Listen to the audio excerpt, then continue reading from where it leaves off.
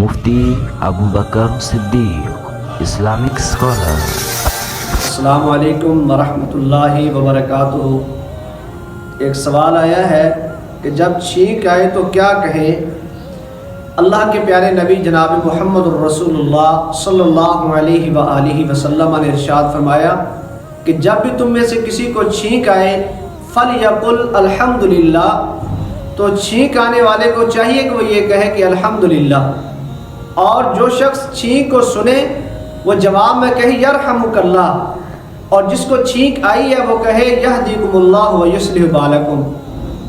یہ جب سیدنا آدم علیہ السلام کو اللہ تعالیٰ نے پیدا کیا، آدم علیہ السلام کے جسم کے اندر جب روح ڈالی گئی، ابھی روح ناف تک پہنچی ہی تھی کہ آدم علیہ السلام جلدی جلدی کھڑے ہونا شروع ہوئے اور آپ کو چھینک آئی۔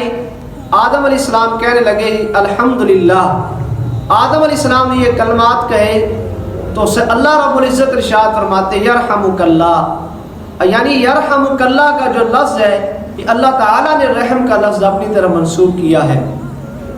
تو یہ اللہ کی سنت ہے کہ کسی کو چھینک آئے وہ الحمدللہ کہے، اور سننے والا جو ہے وہ یرحمک اللہ کہے۔ یرحمک اللہ کہنا اللہ کی سنت ہے۔ اللہ ہم سب کے اوپر رحم فرمائے۔ وما علیہ الا البلاغ المبین۔ والسلام علیکم۔ بہترین صدقہ جاریہ حاصل کرنے کے لیے اس ویڈیو کو لائک، کمنٹ اور شیئر کرنا مت بھولیے۔